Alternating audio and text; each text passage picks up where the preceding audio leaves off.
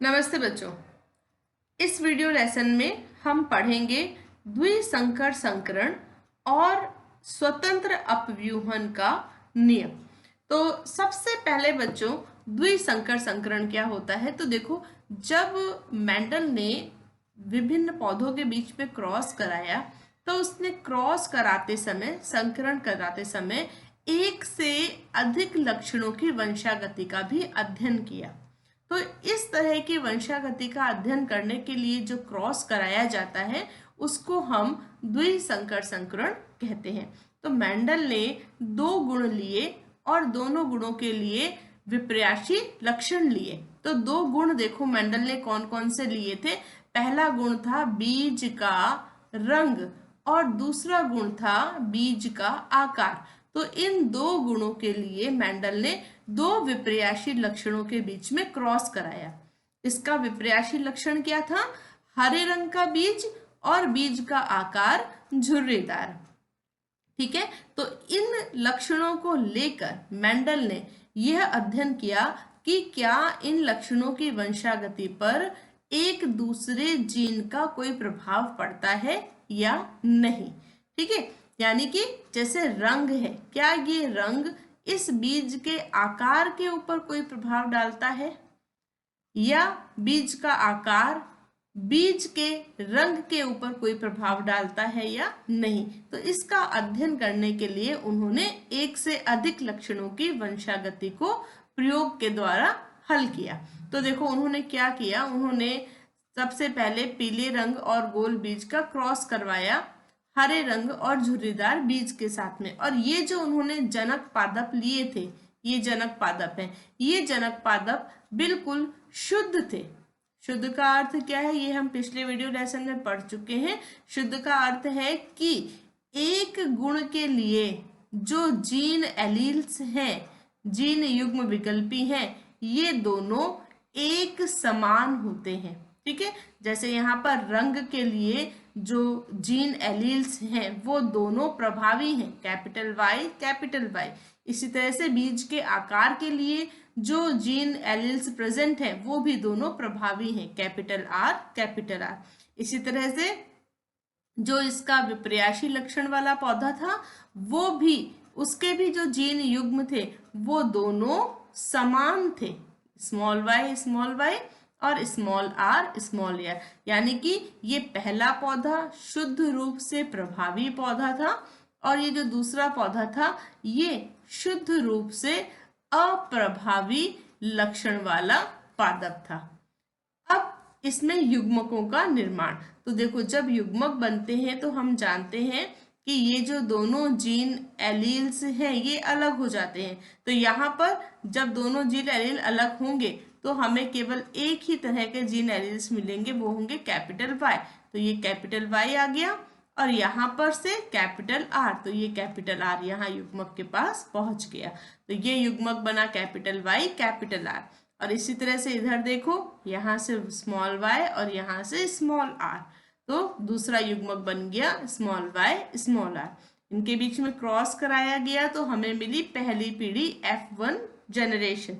F1 generation का देखो gene संरचना क्या है, यहाँ से कैपिटल वाई, यहाँ से small y, capital R small r. तो पहली पीढ़ी में जो हमें पौधे मिले उनकी जीन संरचना क्या थी, capital Y capital small y capital R and small r. और ये हमें दिखाई कैसे दे रहे थे पौधे? इन पौधों में जो बीज का रंग था वो था पीला, क्योंकि ये देखो प्रभाविता का नियम लागू हो रहा है। और जो बीज का आकार था वो कैसा था, राउंड, प्रभाविता के नियम के अनुसार। ठीक है, तो F1 पीढ़ी में प्रभावी लक्षण ही हमें दिखाई दिया। और प्रभावी लक्षण कौन सा है? पीला रंग और गोलाकार बीज का आकार। तो F1 पीढ़ी में सारे पौधे हमें पीले रंग के और बीज गोल आकार के मिल गए। क्लियर? अब मेंडल ने F1 पीढ़ी में स्वपरागण होने दिया। अब स्वपरागण कराना है तो हमें सबसे पहले F1 पीढ़ी में युग्मकों का निर्माण करना होगा। तो देखो, युग्मक निर्माण यहाँ पर समझना बहुत जरूरी है। मान लो आपको एग्जाम में येलो सीड और राउंड सीड की अब के बदले में मान लो कोई दूसरा लक्षण दे दिया गया है ना, पुष्प का मान लो आपको रंग दे दिया गया, तो फिर आप वहां पर युग्मकों का निर्माण करते समय कंफ्यूज नहीं हो। इसलिए युग्मक निर्माण यहाँ कैसे हो रहा है उसको आप बहुत अच्छे से समझना। देखो मेंडल का जो हम दूसरा नियम पढ़कर आए थे जिसमें हमने ये बात कही थी युग्मक हमेशा शुद्ध होते हैं, है ना। और जब युग्मक निर्माण होता है तो ये जो भी जीन एलील्स हैं, जीन युग्म विकल्पी, ये सब एक दूसरे से अलग हो जाते हैं। तो सेम नियम यहाँ पर लागू करेंगे हम, और इन जीन एलील्स को हम अलग अलग लिखेंगे। कैसे लिखेंगे? हम एक पुनेट स्क्वायर बनाएंगे जिसको बनाना हमने पहले सीखा हुआ है। और ये देखो, ये यहाँ से मैंने सारे जीन एलील्स को अलग अलग लिख दिया। जीन एलील्स को अलग अलग लिखते समय आप एक बात ध्यान रखोगे, वो कि एक गुण के जो जीन एलील्स हैं, यानी कि एक गुण के जो दो लक्षण हैं, जैसे यहाँ पर पीला रंग और हरा रंग, उसके जो जीन एलील्स हैं उसको आप एक तरफ रखोगे। इसी तरह से दूसरे गुण के लिए जो जीन एलील्स हैं, जैसे गोलाकार बीज और झुर्रीदार बीज, उनको आप एक तरफ लिखोगे। क्लियर? अब चेकर बोर्ड भरना आपको आता है ना। यहाँ से कैपिटल वाई ले आए, यहाँ से कैपिटल आर आ गया, तो ये देखो ये बन गया पहला गैमिट यानी कि पहला युग्मक। ये देखो दूसरा युग्मक बन गया। इसी तरह से यहाँ से कैपिटल वाई आ गया, यहाँ से स्मॉल आर आ गया, और ये बन गया तीसरा युग्मक, और ये लास्ट। तो इस तरह से हमें 4 तरह के युग्मक यहाँ पर मिलेंगे। अब क्योंकि हम स्वपरागण करा रहे हैं इसलिए इन 4 के अलावा कोई नया युग्मक यहाँ पर नहीं आ सकता। तो अब इन 4 युग्मकों को लेकर हम आगे स्वपरागण करेंगे और देखेंगे कि F2 पीढ़ी में हमें किस तरह के बीज प्राप्त होते हैं। युग्मक 4 तरह के हैं, इसलिए स्वपरागण कराने के लिए हमें एक बड़ा चेकर बोर्ड बनाना पड़ेगा, पुनेट स्क्वायर इस तरह का, जिसमें 16 ब्लॉक्स हों, और आप युग्मकों को इस तरह से वहां पर लिख दोगे टॉप पोजीशन पे, और आपको यहाँ लेफ्ट पोजीशन पे लिखना है। ओके, यहाँ मैंने राइट पोजीशन पे लिखा है, बट आप एग्जाम में लेफ्ट पोजीशन पे लिखेंगे। अब देखो, अब इस चेकर बोर्ड को हमें फिल करना है, पुनेट स्क्वायर को फिल करना है, और पुनेट स्क्वायर को फिल करना वैसे आपको आता है, फिर भी मैं आपको यहाँ पर 1-2 एग्जाम्पल से समझा रही हूँ, और फिर आप इसको पूरा कंप्लीट अपने आप फिल करोगे। देखो मैं यहाँ पर देखो फर्स्ट ब्लॉक को फिल करती हूँ, तो देखो कैपिटल वाई और कैपिटल आर, रैंडमली मैं एक ये ब्लॉक फिल कर रही हूँ। इसको आप देखो, यहाँ से आ गया हमारे पास में कैपिटल वाई, यहाँ से small y, then capital R and small r. Clear? एक मैं ये ब्लॉक फिल कर रही हूँ, इसको आप नोटिस करें। तो यहाँ पर हमारे पास है कैपिटल वाई, स्मॉल वाई, ऊपर से आ रहा है देखो कैपिटल आर, और यहाँ से आ रहा है स्मॉल आर। मैं आपको दोबारा एक बार बता रही हूँ कि जब आप कॉपी में सॉल्व करोगे तो आप ये गैमेट्स जो मैंने यहाँ राइट पोजीशन पे लिख दिए हैं, आप इनको लेफ्ट पोजीशन पे लिखोगे। ठीक है, ये पुनेट स्क्वायर का रूल होता है, left and top position. Okay, last देखो एक और बता रही हूँ कैसे। यहाँ पर देखो इस साइड से हमारे पास में है स्मॉल वाई, ऊपर small y, small r and small r. ठीक है, तो इस तरह से मैं आपको रैंडम बताया, बट आप इस तरह से जब फिल करोगे तो आपके पास में ये चेकर बोर्ड की पूरी पोजीशन आ जाएगी। अब हम देखते हैं कि ये जो हमें जनरेशन मिली, ये अब F2 जनरेशन के बीज बन गए हैं ना, तो इन बीजों का रंग कैसा था और इन बीजों का आकार कैसा था उसका अध्ययन करते हैं। तो देखो सबसे पहला ये फर्स्ट प्रभाविता के नियम को आप यहाँ बिल्कुल फॉलो करोगे, है ना। जहां भी कहीं आपको कैपिटल Y दिख जाएगा तो हमेशा बीज का रंग कैसा लिख दोगे? पीला। और कहीं भी आपको कैपिटल R दिख गया है तो बीज का आकार आप कैसा लिख दोगे? राउंड, गोलाकार। क्लियर? चलो तो देखें जरा कि येलो कलर के बीज हमें कहाँ कहाँ मिल रहे हैं। देखो मैं येलो कलर के बीज है तो येलो कलर के पेन से टिक लगा रही हूँ। ये देखो Y, कैपिटल Y, यहाँ पर कैपिटल Y यानी कि येलो। ये कैपिटल वाई येलो, ये कैपिटल वाई येलो। तो जहां जहां हमें कैपिटल वाई नजर आएगा वो सारे के सारे येलो कलर के बीज होंगे। ये सारे येलो कलर के, इतने सारे बीज हमें कैसे मिल गए? येलो कलर के। ठीक है, अब येलो के साथ में ये सब हैं तो येलो, पीले रंग के हैं, लेकिन इन सब के साथ में क्या गोलाकार बीज है? ये अब हम देखने जा रहे हैं सेकंड पॉइंट, कि क्या इन सब येलो पे जिसपे हमने टिक लगाया है उन सब के बीजों का आकार भी गोलाकार है? तो चलो कहाँ कहाँ कैपिटल आर है वो देखते हैं। तो यहाँ पर कैपिटल आर है यानी कि ये गोल है, ये कैपिटल आर है यानी कि गोल है। जो भी गोल है ना मैं गोला बना देती हूँ।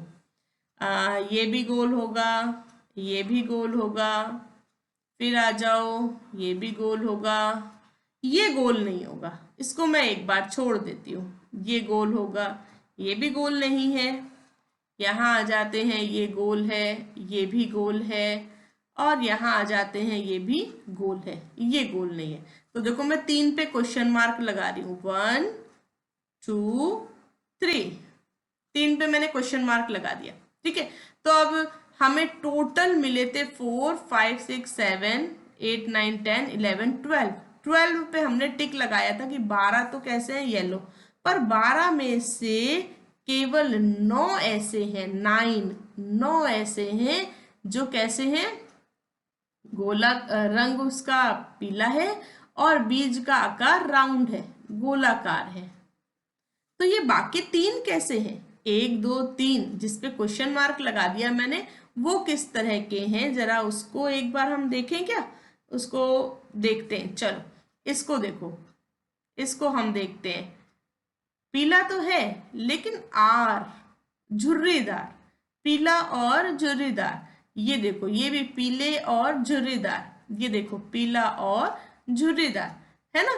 तो इसका मतलब है कि 3 ऐसे हैं जो रंग तो उनका पीला है लेकिन बीज का आकार झुर्रीदार है। क्लियर? कुछ इस तरह से।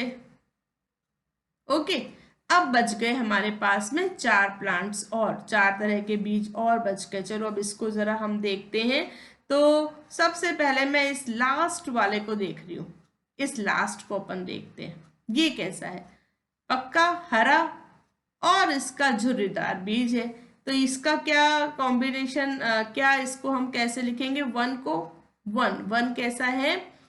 हरा और इसका बीज का आकार है झुर्रीदार। अब बच गए 3 और हमारे पास में, वो देखो कैसे हैं। तो इनका रंग तो देखो तीनों का हरा है, लेकिन रंग तीनों का हरा है, लेकिन यहाँ पर आर देखो कैसा डोमिनेंट प्रेजेंट है। आर डोमिनेंट प्रेजेंट है ना? तीनों में देखो डोमिनेंट आर है, यानी कि ये कैसे होंगे? गोलाकार। तो ये जो 3 हैं ये कैसे हैं? हरे हैं, लेकिन साथ में बीजों का आकार कैसा है? राउंड है, गोलाकार है, इस तरह का। और चौथा हरा और झुर्रीदार। तो मेंडल को यहाँ F2 जनरेशन में एक अलग तरह की चीज देखने को मिली। वो अलग तरह की चीज क्या थी? ये 2 कॉम्बिनेशंस। ये तो F1 पीढ़ी में जनक था, ये भी F1 पीढ़ी में जनक था, लेकिन ये जो 2 कॉम्बिनेशन मिले ये उसको बिल्कुल नए मिले, है ना? पीला और झुर्रीदार बीज और हरा और गोलाकार बीज, ये बिल्कुल नए कॉम्बिनेशन मिले। इनको समझाने के लिए मेंडल ने स्वतंत्र अपव्यूहन का नियम दिया। स्वतंत्र अपव्यूहन का नियम क्या कहता है? इसका देखो फर्स्ट पॉइंट, एक लक्षण की वंशागति दूसरे लक्षण की वंशागति से बिल्कुल भी प्रभावित नहीं होती, है ना? एक लक्षण दूसरे लक्षण से बिल्कुल अलग रहता है और एक पीढ़ी से दूसरी पीढ़ी में लक्षणों की वंशागति बिल्कुल स्वतंत्र रूप से होती है। और यही कारण था कि यहाँ पर मेंडल को 2 पेरेंटल कॉम्बिनेशन के अलावा ये 2 बिल्कुल नए कॉम्बिनेशंस देखने के लिए मिले। इसके आधार पर मेंडल ने फाइनली क्या इस नियम को कैसे समझाया कि एक से अधिक अगर हम विपर्यासी लक्षणों को लेके चलते हैं, जैसे कि हम यहाँ पर दो गुणों को लेकर चले थे, हमारे पास दो गुण थे, एक गुण था हमारे पास रंग और दूसरा गुण था बीज का आकार, और हम प्रत्येक गुण के लिए दो लक्षण लेके चले थे, दो विपरीत लक्षण लेके चले थे। रंग में हम लक्षण लेके चले थे पीला और हरा, आकार में हम लक्षण लेके चले थे गोलाकार और झुर्रीदार। ठीक है, तो हम दो बिल्कुल विपरीत लक्षणों को लेकर चले थे। तो मेंडल ने कहा कि इनका एक दूसरे से ये प्रभावित हुए बिना एक पीढ़ी से दूसरी पीढ़ी में स्वतंत्र रूप से जाते हैं, और इसीलिए ये बहुत इंपॉर्टेंट है, इसीलिए हमें जनक पादपों के समान संयोगों के अलावा नए संयोग भी प्राप्त होते हैं। तो ये तो जनक पादपों के समान संयोग तो मिल ही रहा है, लेकिन इसके अलावा भी हमें नए संयोग मिल गए। इसका मतलब कि पीला रंग इस झुर्रीदार के साथ में मिल गया, हरा रंग इस गोलाकार के साथ में मिल गया, और हमें नए कॉम्बिनेशंस मिल गए। तो इससे यह सिद्ध होता है, इस पूरे प्रयोग से यह सिद्ध होता है मेंडल के कि कहीं भी F1 पीढ़ी से F2 पीढ़ी में जब लक्षण पहुंचे, ठीक है, किससे, पेरेंट्स के से, जनक से, पेरेंट्स से F1 पीढ़ी में लक्षण गए, F1 पीढ़ी से F2 पीढ़ी में लक्षण पहुंचे, तो यहां से यहां तक लक्षण जब पहुंचे तो उन लक्षणों की वंशागति एक दूसरे से बिल्कुल भी प्रभावित नहीं हुई, और सभी लक्षणों की वंशागति स्वतंत्र रूप से हुई। इसीलिए हमें F2 पीढ़ी में नए कॉम्बिनेशंस मिले। ये था बच्चों मेंडल का स्वतंत्र अपव्यूहन का नियम। आशा करती हूँ आपको ये समझ में आया होगा। इसके साथ में मेंडल के वंशागति के तीनों नियम पूर्ण होते हैं। अब आगे हम पढ़ेंगे मेंडल के नियम से विचलन। उसके लिए नेक्स्ट वीडियो आपके लिए मैं लेकर आऊंगी।